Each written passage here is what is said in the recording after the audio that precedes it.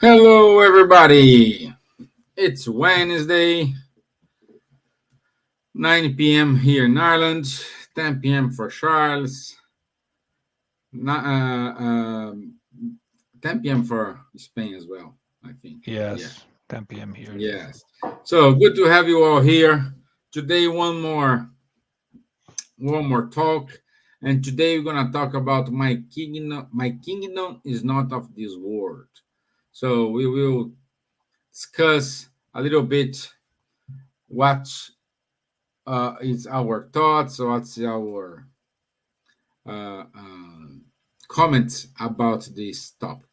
So it's a pleasure to be here and sharing tonight with those friends, and let's allow them to introduce themselves. So let's start with our Spaniard friend. Rodrigo, ¿cómo estás? Pues muy bien, muy contento de estar aquí con vosotros una vez más, hablando de este tema que es tan importante, comprender realmente qué es, ¿no? el reino de Dios y qué debemos hacer para habitarlo. Entonces, hoy el tema está especialmente interesante e importante. Y muchas gracias a todos aquellos que están aquí hoy con nosotros, acompañando nuestra live. Seáis todos bienvenidos. So thank you all for being here with us. I'm very pleased to be here again with my friends, all of you together. The topic today is very important. So the kingdom, God's kingdom, and how what we need to do to inhabit it, and also to earn it most of all. So let's start, and thank you once again for you to be here watching us and following us in this life. Thank you. Thank you. So, Miss Gibbons, how are you, my dear? I am well and happy, and I'm pleased that we are all together again for another talk. And today, as Rodrigo said, it is a very important theme, something that we need to understand better, especially living through the times that we are living now. So it would be nice to be able to talk about this with other people, and it's nice to be with all of you. So, boa tarde a todos, é um prazer estar com vocês novamente e falando sobre um tema especial para essa época do ano, essa parte do mundo que nós estamos vivendo, e bom estar com outras pessoas podendo conversar sobre um tema assim importante. Bem-vindo a todos e que Jesus nos abençoe. Bonsoir, Charles. Comment allez-vous? Bonsoir. Bonsoir Stevan, je vais bien, j'espère de même pour toi et pour Silvia et Rodrigo et puis tous ceux qui nous assistent. Très heureux d'être à nouveau ensemble aujourd'hui pour parler de ce thème sur la pluralité des mondes, mon royaume n'est pas de ce monde, comprendre ce message que nous a laissé Jésus il y a plus de 2000 ans grâce aux lumières de la philosophie spirit. Hello, good morning, good afternoon, good evening. Hope you are all well. Thanks for being here with us, for the opportunity to talk about this subject of the my kingdom is not of the of this world, like Jesus said 2000 years ago, that we can explain a little bit better with the light brought by the Spiritist body of knowledge. So, thank you. Thank you. So, I want you to say good night to all friends who are here today with us. Until now, we don't have any comments. So, I want to say good night to Corina Queiroz. Thank you for being here with us, my dear. So let me share my screen here and let's go to our short video for today.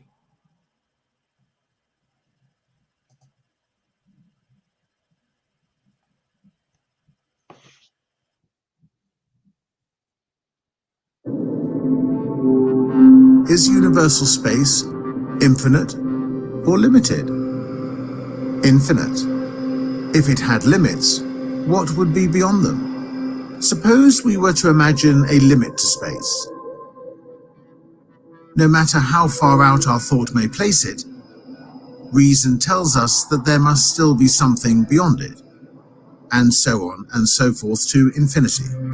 Even if there were only an absolute void beyond that limit, there would still be space, because what appears to you to be a void is actually occupied by matter that cannot be detected by your senses or instruments. From the divine omnipotence follows the consequent omnipresence of God, which leads us to the impossibility of conceiving any really empty place in the universe.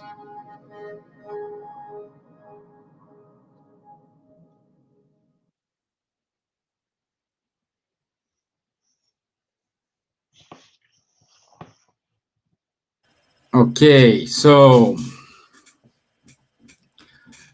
the universe is infinite, and perhaps is the reason why Jesus said that my kingdom is not of this world. So the kingship of Jesus is about personal merit.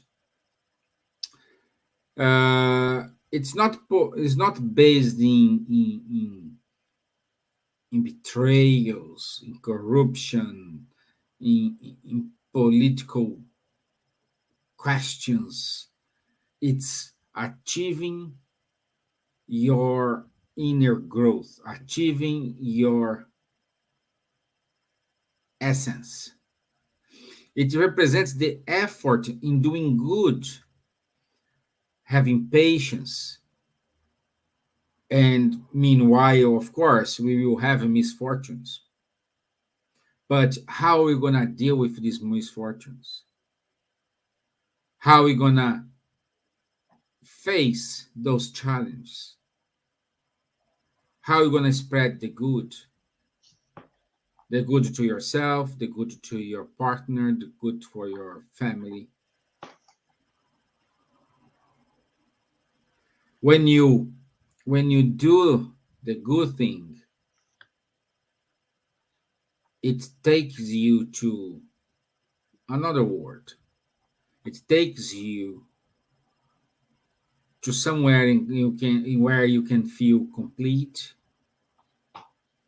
and you start to believe in you and believe in the future, because believing future life changes our view from today.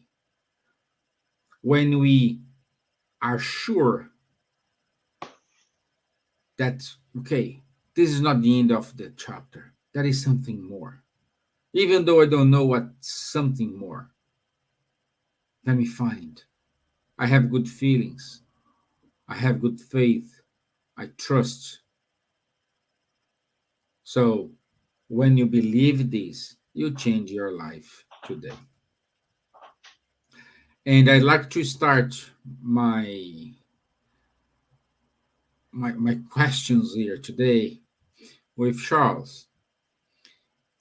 And basing this in the future life, Charles, can we define that one life is a material life and the other one a spiritual life? What is one and what is the other? What's the difference between both? Thank you for the question, Stevan. So again, the fundamental question is, do we have a soul which is independent of our physical body and interacts with it, or not? That's the main question, which is differentiating from the materialist paradigm and the spiritualist paradigm. Okay, so materialist paradigm is always this problem, putting the blinds in order to see only what we can touch, what we can weight. the physical things and saying nothing exists out of that. Okay, so this turns us out in our consciousness is a product of the brain as a kind of a result of deterministic biochemical reactions in our brain. Okay, so in other words, we are a machine which is governed by law of nature, maybe temperature, pressure, whatever influences, and that should be our consciousness. In other words, deterministic means everything is foreseen at the beginning. If we would have the model and the equations and the initial conditions, we could determine the full life of a given person. So this kills the free will. It kills also all notion of morality, of responsibility, because it's simply like a machine, something which is rolling in a deterministic way. Is it really the case? Well, personally, I think I'm not a machine, also not an animal, I have a soul, which is independent of my physical body. So this is the first question. Second question is then, okay, so where does this cell come from? Where does it go to after the death or before birth and so on? So these other questions come later on. And the Spiritist body of knowledge is very clear in this. It comes through some communications of spiritual beings, giving sometimes proof of identities, and explaining us, okay, we as a human being have two components. We are soul, which came from the spiritual world, which is currently temporarily incarnated in a physical body. It means in the material world. Okay, so basically we have at the same time a material life and a spiritual life, to come to your question. Okay, we participate from both. Of course, when we are here sitting in our conscious awake state, we perceive mostly the matter. Here we can communicate through our senses, material senses and so on. So we do not have always present in ourselves or catching our attention the spiritual life, which is here. And the spiritual life is every night when we sleep, our soul escapes temporarily from the body, naturally, and goes back and has the period of exchanges and whatever in the spiritual life or in the spiritual world. Okay, and then, depending on the affinities, of course, our soul can stay here very close to the earth, to some point of interest or whatever, or it can also, for instance, elevate and seeking influences from the spiritual mentors and whatever. So, as answer for her first element of answer to your question, Stevan, is we are participating both to the material life and the spiritual life. Kardec is also writing, or the spirits answered to his question, that we have a constant influence between the spirit on us. We have seen this in a previous emission. I think it was the last but one, showing that the spirits are influencing us much more than what we think. It means the spiritual life influencing our material life. Okay. Nevertheless, we also have the free will, the decision to listen or not to listen, to do or not to do what is coming by inspiration or suggestion is ours. And this is where lies our free will. Okay. So material life and spiritual life are somehow both together in us. So you ask also what is the difference between both. Yes. Material life, I think everybody knows. Spiritual life, only the spiritualist knows for so far. Only the spiritualists, they know the existence of the soul, and they know also all the power of the soul. how strong are these resources of having spiritual mentors or spiritual spirits which are friends of us and which are here to help us, how this can bring huge resources for facing our difficulties in our material life, because the material life, I will not develop much more about this, because I think Rodrigo will talk about this as well later on. We are incarnating here for betterment of our spirit, for our evolution. So we are in the matter with all the difficulties, necessities, pains, and whatever, and also pleasures of the matter. The first aim of this is the evolution of our spirit, because we know perfectly that after a few decades, or maybe a small century for the one which are older, we will have to go back to the spiritual world, which is where we come from and where we return. So that's also a main difference between material life and spiritual life. Is the material life is from birth to the death, while spiritual life is before, during, and after this period. Okay, so the true values are clearly: is it really the money, the bank account, the house, the cars? No, because all this we live here when we go back. I repeat it maybe a little bit too much, but it's something we are 100% sure. Okay, so what we really should cultivate is our evolution, are these values of intelligence, knowledge, goodness, qualities, and this we will take with us in the spiritual life after we die, including our consciousness, whether it is good or bad. So if we want to be happy, better we work now to have a good consciousness. There are a lot of other differences we could illustrate between material life and spiritual life. Here on the material life, we have the so-called masks. The appearance of a person, what the person is saying, and so on, is maybe not 100% what the person really is, isn't it? And particularly recently, we know there are a lot of physically to arrange the body or make aesthetic surgeries or stuff like that, and also in giving an appearance of goodness, whilst in ourselves we are not. And this type of things, hypocrisy or masks, does not exist in the spiritual world. There, our soul is really naked, if you can say so. We cannot hide what we really are in the spiritual world.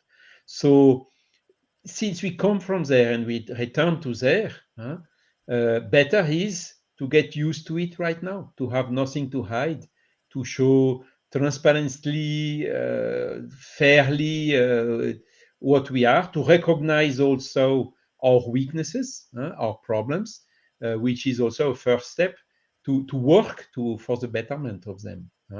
For the self-knowledge is absolutely necessary for the evolution and the betterment.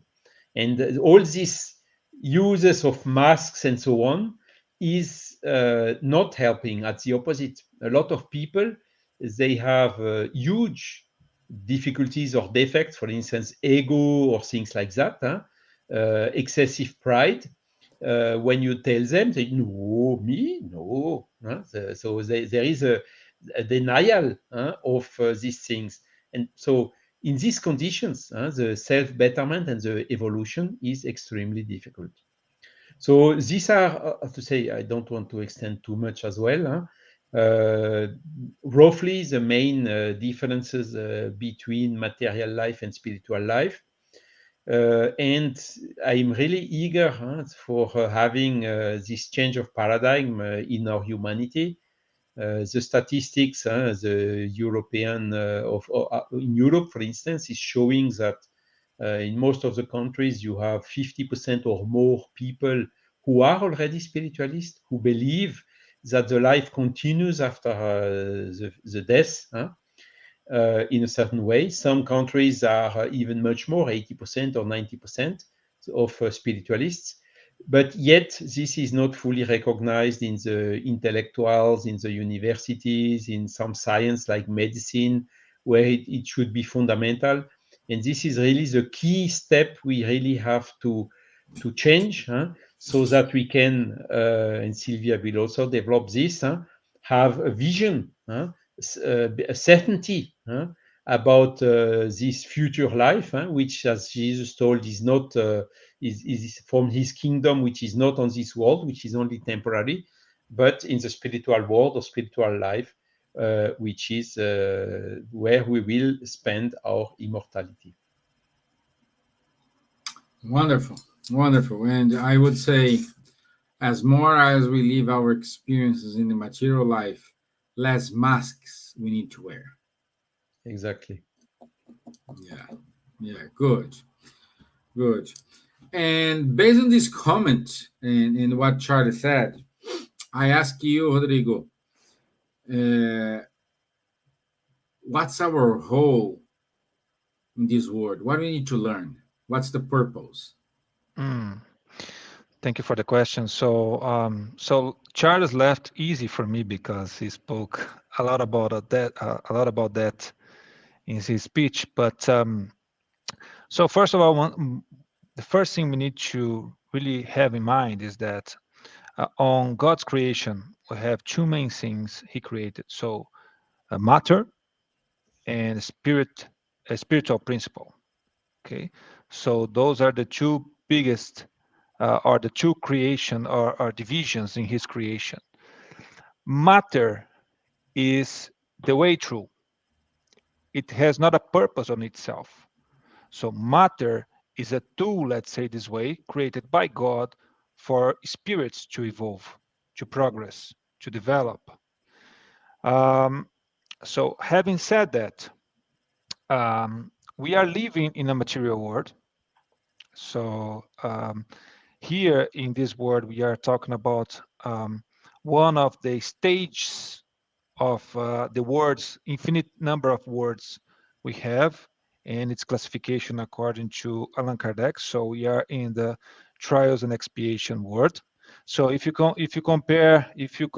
check that according to Kardec's classification, we are in the second level.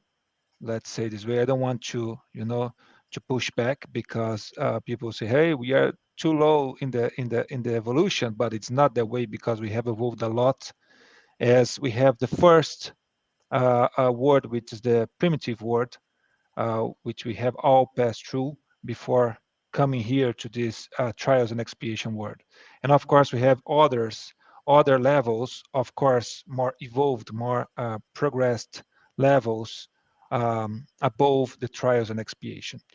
So therefore, we are here in this world to exercise our free will. So we are here to learn how to use it according to God's law. So God created laws which are perfect, which governs the universe and maintains the universe in balance. So what happened is that because we don't know how to use our free will, given our ignorance, our lack of intellectual and moral progress, we harm ourselves and we harm others. We harm the world around us, the people who we live with, and therefore we need to learn how to use it efficiently and to use our free will according to God's law to be harmonized internally and to be to help and to harmonize let's say the universe around us. Okay, so that's what we are here for. We are here to learn how and to exercise this free will to learn and to progress.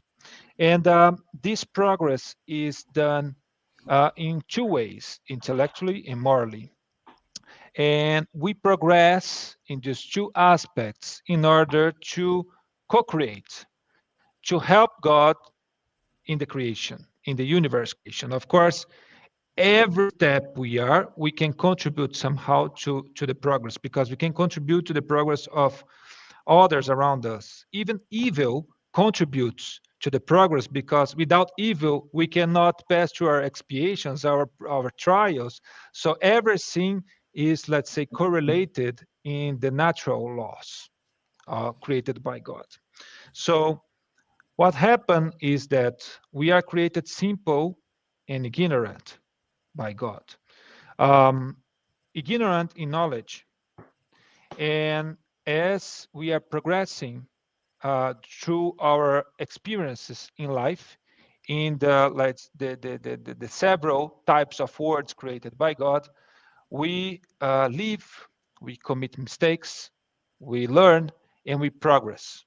First, we progress intellectually, as spirits told us in the Spirit's book. So we progress intellectually because first we need to know things. We need to have the knowledge to differentiate or to separate good from evil. Once we know we have the knowledge in place, then we have the second part of it, which acting according to this knowledge, which is, let's say this way, is the most difficult part. Why it's the most difficult part?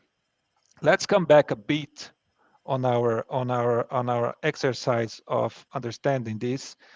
When we come from the animal, let's say animal kingdom, as animals, the spiritual principle, we are, let's say, our free will is not existing.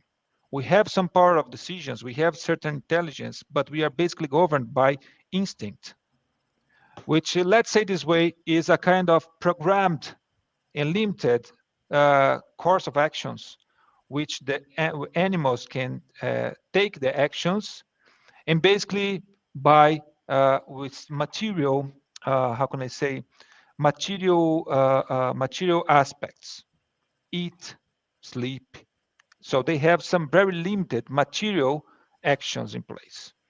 So they don't have expiations, and they are not trying because they don't have the free will. They are not exercising their choice. When we pass to as humans, when we become spirits, we pass through being spiritual principle and we become spirits, because as spirits we have a big difference, which is the possibility to choose.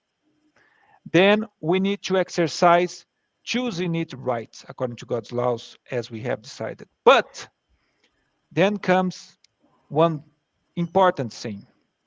So our passions, the pleasures, everything which comes, being in contact with the mother and understanding that we can have pleasure with everything we do. And then we are talking about, sexual pleasures, we are talking about eating, we are talking about many things. So, and this is very important because this is exercising our choice to do good things, even though it's not causing pleasure to us, because that's the main thing. So we are here to exercise our differentiation of what is really, really good to me and to others, and what is not. When we are created simple and ignorant, we are basically giving a huge focus, specifically when we are primitives. So to the pleasure, we think that everything which is good on our sensorial world, let's say in our sensorial aspects, is good for us. And what we need to understand is that this is not right. What is good for us is not really what's pleasing us, but what is good for us, for our progress, and to help others to be harmonized according to the God's laws. I have, by chance, we know that it's not existing by chance, but I have watched today Haroldo Dutra Dias video talking about, temptations. And one of the things he said is that, which caught my attention, is we need to imagine a person who is waking up 5 in the morning, cold weather, raining, so under the blankets, with the pillow, so very nice sleeping, and the person needs to choose of going outside to work or staying sleeping. So the decision of going to work is the best decision because it's not creating pleasure to us. It's our duties. So of course it would be much better in pleasing us being there sleeping, but we need to do things which is maybe it's not good in that moment for us, for our sensorial aspects, but it's good for the future. It's good for me and for others. So that's why we are here for, to understand and to differentiate that. So as humans, we need to understand how to educate these choices for what is really good to us, which is not necessarily what creates the best sensations, which is not creating an immediate pleasure to us. But as soon as we progress, we understand that pleasure has a different meaning in the spiritual world. So that's why we are here for. We need to understand and to differentiate that. I think we have more about that when you go to questions 191 and 191a in the Spirit's book, and also in the 75a and 132. So we are talking about progress. And progress as spirits, we have our spiritual world has our progress as a spirit has more or less the same phases as we have as human beings incarnated. So we have our childhood, we have our youth, and then we have our mature phase. So it goes like that. So when we are child as spirits, we are still primitive. We are like not knowing much, and we give a lot of importance to our sensorial aspects like eating, sleeping. But we have a difference uh, compared to the animals, which is capacity to choose and the capacity to feel. And most important of everything, which I haven't commented before, our self-consciousness. So what differentiates spirits from animals is the self-consciousness. So we know we are. And the Spirit said that one good thing is that we know we are spirit when we think about God. There's a question where they answered that to Kardec. So as soon as we can think about God, because we think about where do I come from? Who created all of this? We start being conscious about stuff, about ourselves, and that's how we progress. So then maybe to wrap up this concept. So what happened is that in this world, specifically on Earth, which is a trial and expiation world, we are learning to choose, but in two different aspects.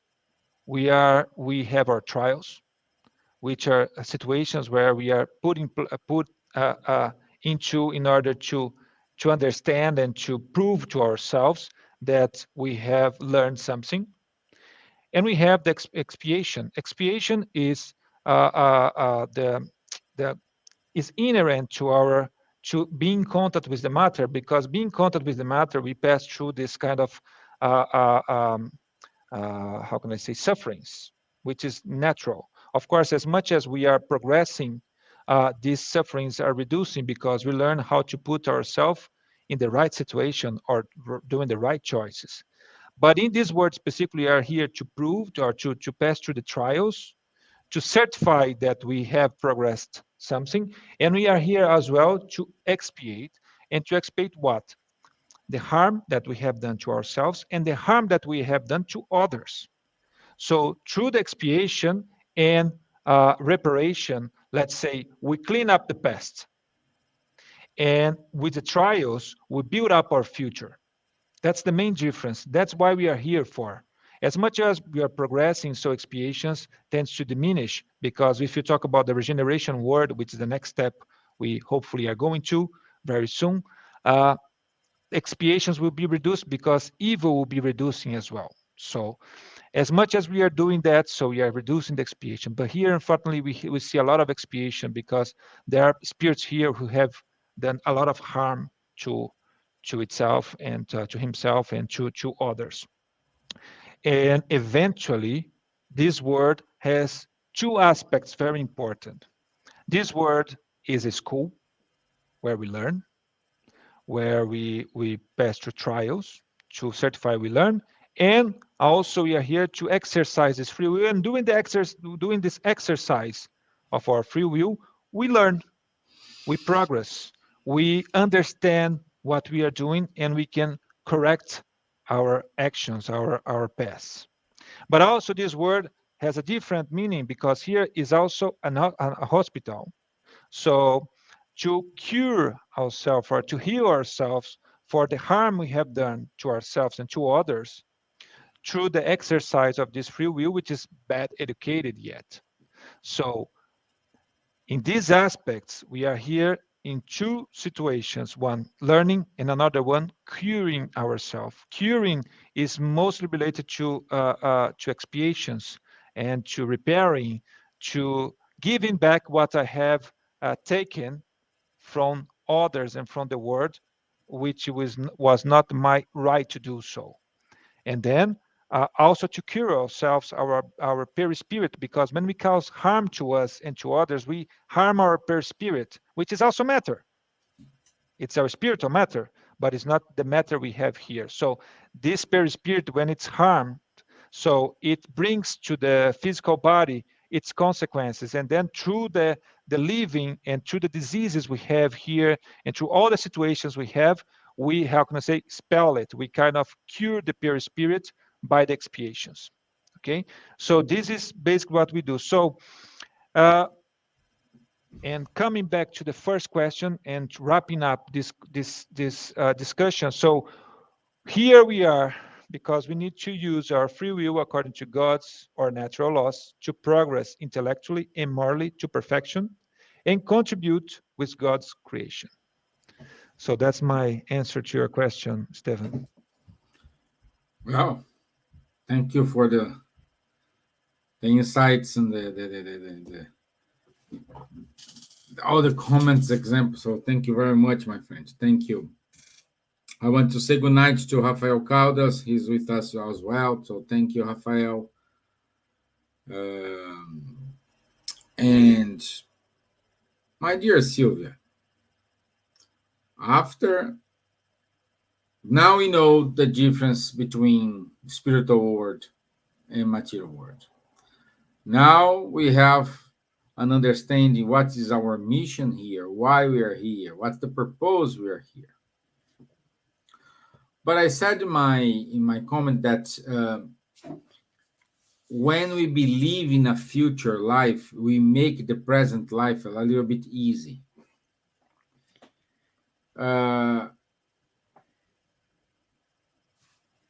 If we have a doubt about it, does it hold our spiritual progress? Okay. Ooh. There were so many explanations before by Charles and Rodrigo. And I think basically, I will quote something from the Spirit's book, if I may, because Everything you want, my dear. can you hear me actually? Yes. Yeah. Yes. In questions 958 to 962, they said, do we fear annihilation? And then the Spirit says there is nothing, there is no such a thing as nothingness. And then man has a knowledge, a vague remembrance that he lived before. And then he also talks about the skeptics, the people who probably we are talking about, the ones who do not accept that life goes on, that once you're here, you die, life is ended, everything is finished, there is nothing after this life. And what the Spirit teaches us, which is very interesting, because the question that Kardec asked was, how is it that they are skeptics, since the soul imparts to each man the sentiment of spiritual things? And then he says, the Spirit answer us, which is very interesting, because they say there are fewer skeptics than you can suppose. Many of those who from pride affect skepticism during life are less skeptical on the moment, at the time of their death. And I think this is very, very important point, because Emmanuel actually makes the same point in the Consolador, when he says a total incredulity, a complete atheist, that there is nothing, that life will go and finish, is over. He said it really, really deep down, it does not exist, because every one of us have an innate knowledge, that of the spiritual life, because we have lived before. We were created as spirits. We've been through all the experiences that a spirit has to come. I think Rodrigo mentioned something like we have gone through a process. We've been through a primitive world. I mean, and the spirit has been going through evolution, evolving for millennia, millions of years even. So there is within each and every one of us that innate knowledge that there is a spiritual life, that there is a spiritual world, because we have been through it. We have lived in both worlds, in the material world and in the spiritual world. So I think what it really holds people back is pride, that they feel superior, that they don't want to accept that above them there is something that is higher than them. They have more knowledge, more importance than they are. And I think basically that's one of the things that pride, it's there. But also, and it's interesting because André Luiz, in his book Evolution into Worlds, he talks about the awakening of consciousness. And this is part of the process of evolution that every spirit goes through. And then he says that at that point, when we have awakening, because we're going through all that stage of the instinct first and everything, eventually, as we progress and our spirit evolves, we have an awakening of our consciousness. And he says that at this time, what we learn about the importance of the life on earth, how important it is for us to go through this life on the material world. And then when this happens also, he lets go of his primitive things, the things that he used to be more concerned with. He changes. He's not so concerned about what he's going to eat tomorrow, but he begins to think about something different. His concerns grows as well in importance, becomes more abstract, more elevated in a way. And also, one of the things that this awakening brings to him is that giving support to others is very, very important, because time comes when he will need support, and he will receive support as much as he gives. That's one of the part of his awakening as well. And he also learns that through his manners and his attitude, his behavior towards others, people will return the same. So the way he treats people, he will be treated as well. And then, most importantly, within this process of evolution, of awakening of consciousness, he learns that there is something above, far above his understanding, and that what connects him to the highest, to the high life, to the high spheres, to the high spirits, and to God himself.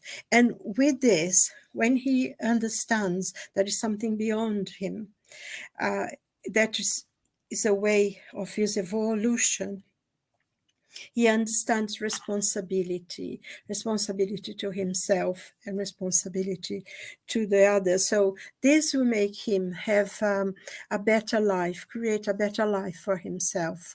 And also, in a way, he wants to extend life. And that life is dependent on other. And I think that's the point. It's this awakening of consciousness, that we connect with the high spheres, we connect to the spiritual world, we begin to understand, and also we begin to connect with humanity itself. We no longer think only about ourselves, but also that if you help someone carry a stone, maybe tomorrow, if I need help, someone will come to help me. And this is very, very important, because I think if we think about it in the future, and I think also one point that I want to say before is that if we block this, if our pride, if our sense of self-worth, because we are so important, and I think we see quite a lot in the scientific environment, people, they are very intelligent people, they are extremely advanced in many ways, but then they become almost like they believe their own legend kind of thing, and they forget that other things. And in a way, they are blocking something that was part of their own evolution to learn, which they have already learned. So in many ways, they are denying something that's extremely important in themselves, because they already know, they bring through that awakening, because every spirit goes through that. So in many ways, they are denying the best part of themselves, of who they are. And of course, as the question you asked us, does it hold the soul's progress? Yes, it will hold the soul's progress, because he becomes so connected. And we know through the many readings that we do that someone who really deep down accept that there is nothing, that once you die everything goes, we know they completely lose consciousness once they die. They will sleep, or they will even lose, especially if they have committed many crimes or anything, they will almost forget who they were for quite a long time, sometimes for millennia. But the important thing is that they will wake up. They will come, that they will wake up. They will learn that they are a spiritual life. They will remember that there is a spiritual life. They will remember what they've done. They will remember that they are responsible for each and every act that they do, whether good or bad. And whatever they do, always they do to themselves, whatever, because what we send out there is what we sow is what we harvest. So I think this is very important, and it, a kind of this is I think basically is pride, really, a sense of self-importance that is overtakes them or something. But I think I really go for what the spirits teach us in the spiritual books, in the spirits book, because really deep down, when they come to it, they they say very few skeptics, because at the moment of their death, they will wake up to the reality. And I think this is very important for us to know, because we ourselves, sometimes, even though we have some spiritual knowledge, we know that life really here is ephemeral, is going through very, very quickly, is a very brief intercourse in a spiritual life. Sometimes we forget that we are going to die. We are taken over by, I have to go to work, I have my home, I have my family, I have to do this and I have to do that. And before you know it, we forget that we also have a life that needs to be nurtured, because that's who we are. We forget who we are. And this, I think, in having this question, which is incredibly important, because I haven't thought about this for quite a long time, but it will hold a progress as well. I think Charles mentioned something while he was speaking, that importance to do what is good. And it's important to do what's good, to share, because it's in this sharing that not only we connect with other human beings, but we connect with the humanity, the whole of the universe. And I think, we must never ever forget, because the theme of our talk today, conversation today, is my kingdom is not of this world. And Jesus said, my king, if it were, my servants would be fighting to deliver me. And then when Pilate came to Jesus and said, so you are a king then? And he said, well, you're saying I'm a king, and for this reason I have come. And it's very important, because I think in all the teachings of Jesus in the Gospels, and we see that we don't learn those messages that are in the Gospel for so that we can be good and purify ourselves and go to heaven, but it's for us to build heaven on earth. Like in the Lord's Prayer, he says, thy will be done on earth as it is in heaven. So the whole process that we're going through, it's really have the humility that to know who we are, and also to know what we are capable of. Because, recently I read a book, and, the spirits, his teaching, the Dr. Bezerra de Menezes, he says, look up, and he sees the stairs, and he sees some light, and then, quite bright, and suddenly the light is so intense he can't see it anymore.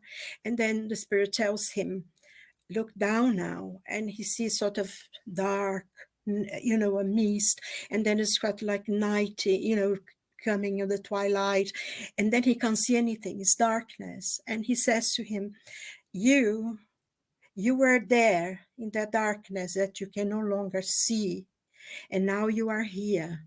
You still are not there in the light where you can be, but you're no longer in the darkness.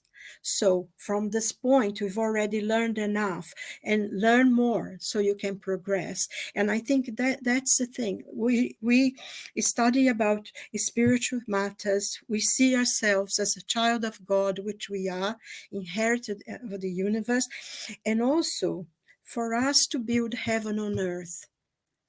And I think that's the purpose of our lives here on earth, and the learning that we have to go through. So I think that's it.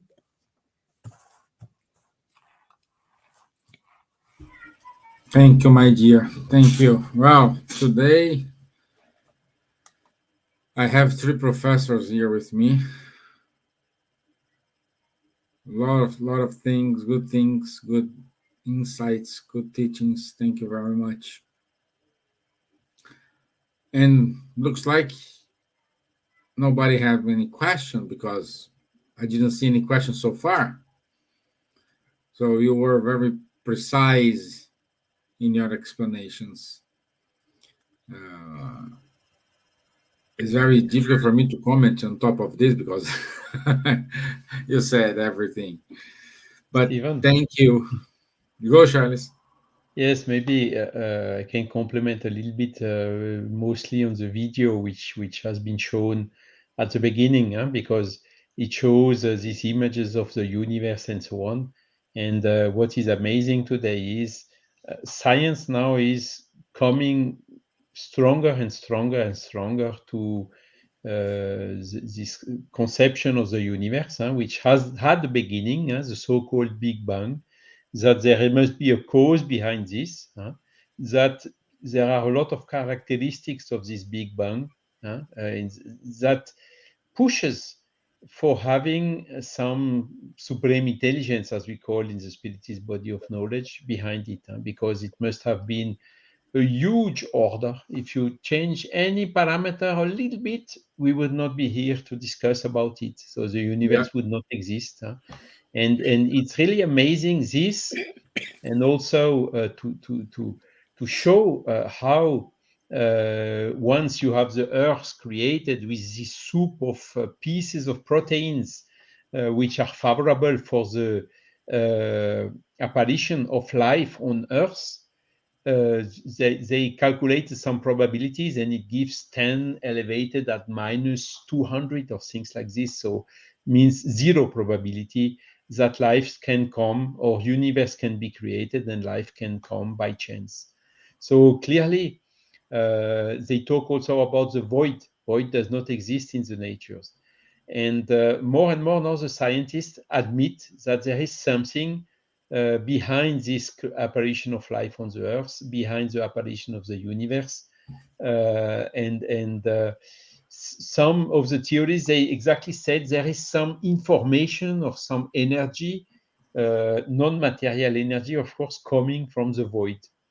And it's interesting, it's what they call void. The scientists which are studying the physical matter now, the physics, for instance, is all what is not physical. It means they have already 1 foot in the concept of the spiritual world.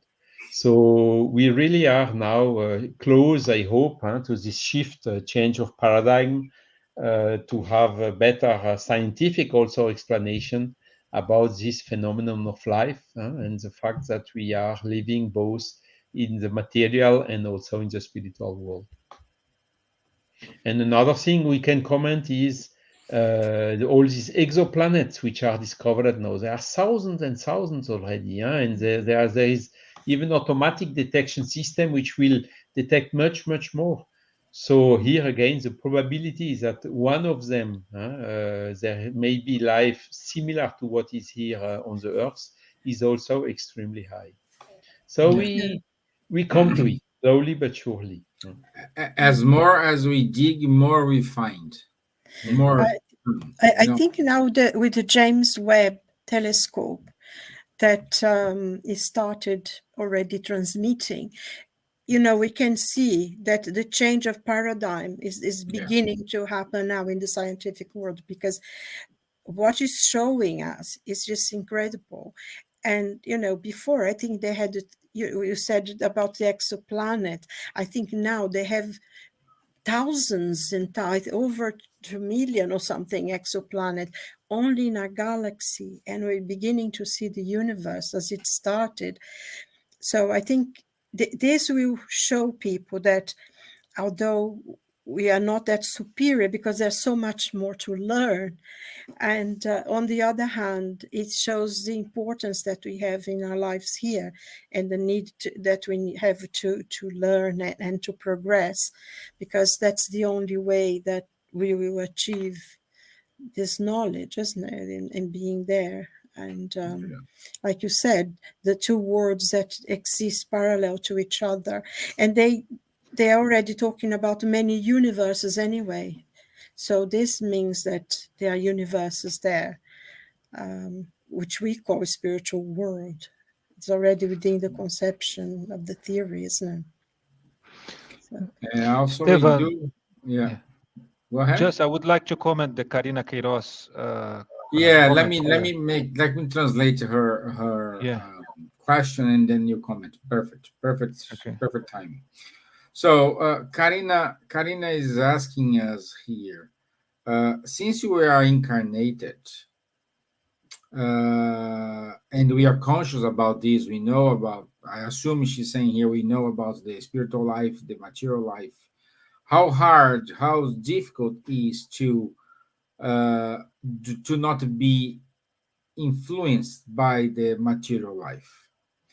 And then she complements, it's an internal fight in which we need to deal every single day. I think a struggle is better. Saying a struggle. Yes, okay. So but that's Karina, that's exactly what we are here for. So this influence caused by the matter is what makes us to evolve and progress. And that's the fight, that's a struggle, and that's what we are here for, to choose not to be influenced. So I remember as well Haroldo saying today that it's a quote from Chico, who says that temptation is like a huge dog hunting us, and we are running away from the dog, wishing the dog will catch us. So this is temptation. So this is exactly what we are here for. We are here for to learn how to fight against that, because as soon as we progress, we will not allow this temptation to occur, because we will be valuing things, we'll be valuing what is around us differently, and putting more value to the spiritual things rather than the matter. If you put a corn in front of, or if you put gold in front of a horse, nothing will happen. He will just turn away. But if you put corn or whatever other food which is good for the horse or he likes, so then you see him, the horse, really interested on that. So that's what happened to us. We need to turn our life as such as gold and other things in matter is not causing us in us any influence. And that's the fight, that's the struggle, that's what we need to do in order to progress. As soon as we do that, matter, spirit says that a pure spirit is not influenced in any circumstance by matter. So that's why he has a total free will. That's not our case at the moment, at least. Yeah. Yeah. Thank you. Yeah, thank you. So we are 2 minutes over. Let me go here to our announcements. Anyone wants to complement? Charles, I think you raised the hand. Do you want to complement something?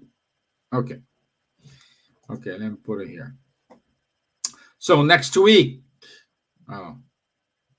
Yeah, next week. Just the date here is wrong. The extraordinary and supernatural. So the extraordinary and the supernatural, 9 p.m. It's not 7th of September. The correct date, it is 14th. 14th. Yeah, 14th of September.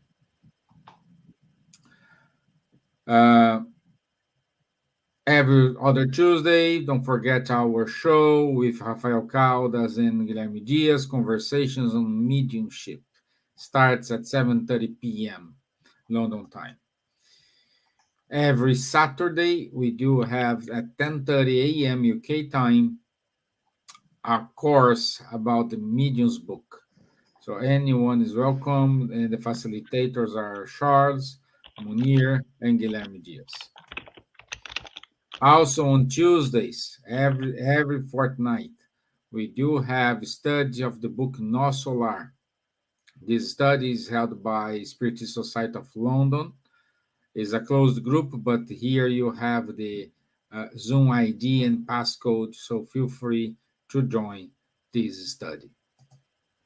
And every Wednesday, 4 p.m., Munir give us a cup of coffee with Kardec.